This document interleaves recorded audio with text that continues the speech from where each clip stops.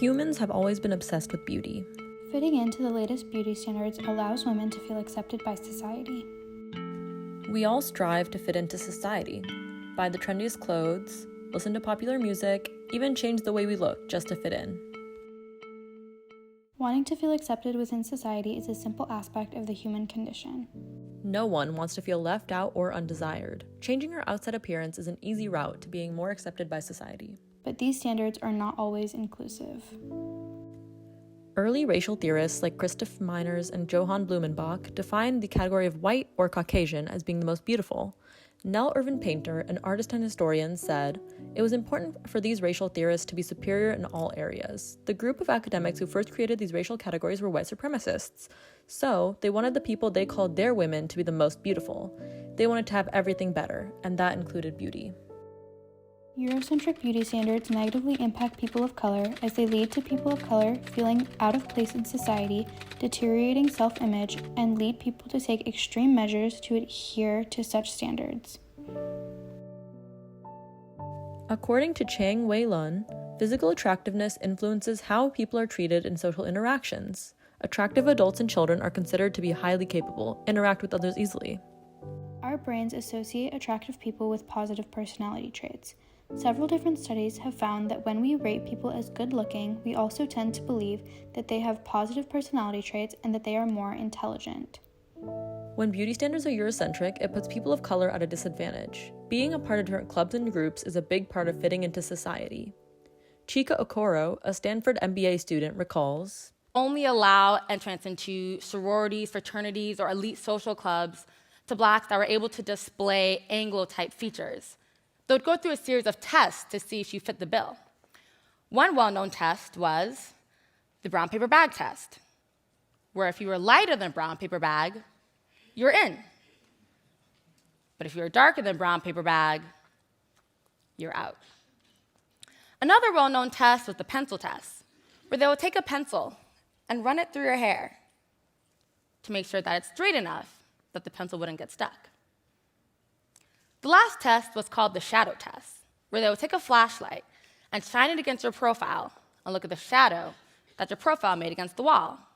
And if it matched that of a typical white person's profile, you were fine. But if it didn't, you're out.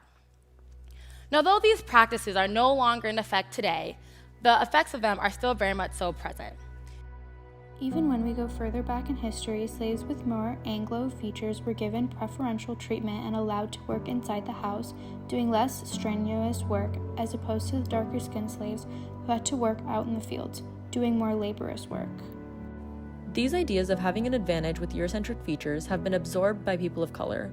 A 2021 Pew Research survey found that 59% of Hispanic adults believed having lighter skin would help them get ahead in America. In the poem Indian Movie New Jersey, Chitra Banerjee Divakanri writes, "Not like the white film stars, all rib and gaunt cheekbone, the Indian sex goddess smiles plumply from behind the flowery branch. Below her brief red skirt, her thighs are satisfyingly solid, redeeming as tree trunks." This part of the poem describes how the Indian actress looks nothing like the white actresses, who are much skinnier and have high cheekbones. It also uses the word sex goddess to describe the Indian actress, highlighting how people of color are often sexualized or exoticized, rather than just seen the beautiful the way white actresses are.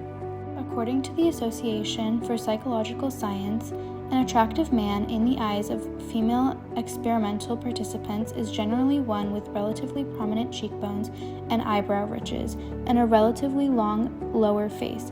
Likewise, prominent cheekbones, large eyes, small nose, a taller forehead, smooth skin, and overall young or even childlike appearance add to a woman's allure in the eyes of male raters. Many of these biological features are not natural for people of color, like a small nose or large eyes. However, because adhering to these beauty standards can provide so many benefits, it can make people feel pressured into conforming to them. It is known that beauty standards can have a negative impact on anyone and can lead to numerous mental and physical health issues. Eating disorders specialist Carrie Heath said, "When a person's realistic body and their ideal body images do not match, this can often lead to mental health issues such as eating disorders, mood disorders, anxiety disorders, and several serious eating disorders are centered around body image concerns." But how are these issues heightened for people of color? Brianna Gray says, white European beauty standards have influenced the way we view people. As a result, Black women in particular have been often labeled as ugly. A study conducted by Professor Germaine Awad examined the body image concerns of 31 female African American college students.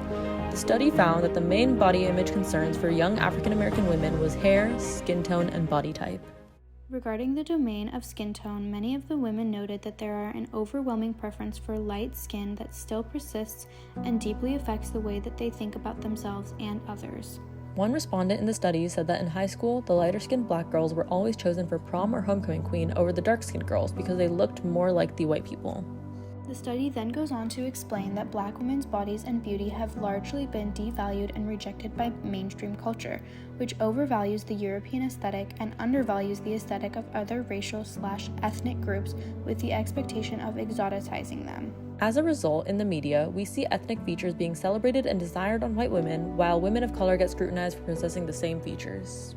For instance, many white celebrities are often praised for their big lips, which were filled by a plastic surgeon, while many women of color are scrutinized for their natural full lips. Lip filler is only one form of plastic surgery that women have taken to fit society's standards. Many women of color have gone through extreme measures to fit Eurocentric standards of beauty. The advocacy group We Act conducted a study in which they found that women of color have been using chemical hair straightening treatments and skin lighteners for decades in attempts to assimilate more easily to American culture and in turn fit the Eurocentric standard for straight hair and light skin. The authors of the studies found that women who partake in these treatments believe that looking more white will widen their social and career opportunities. Going even further, the documentary Western Eyes follows an Asian Canadian woman in her pursuit of plastic surgery. The woman is getting eyelid surgery, which creates a fold in her eyelid and is supposed to make her eyes look bigger.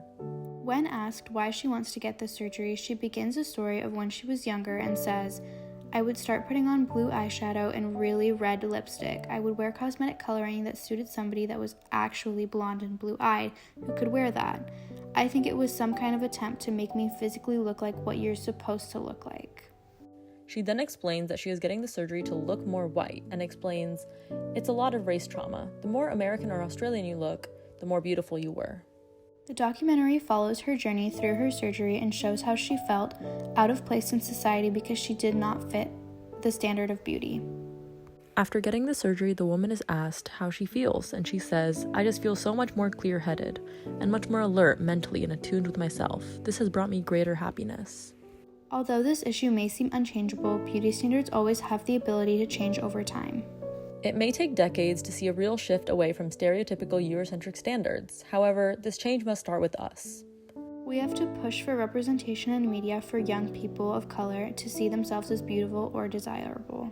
Having diverse characters that don't feed into stereotypes or create the idea that people of color are unattractive is integral to starting to shift beauty standards. We must continue to learn and educate ourselves about these types of problems and reduce our biases in how we see people. We have to listen to the perspectives of people of color and see what we ourselves can do to implement change, no matter how small.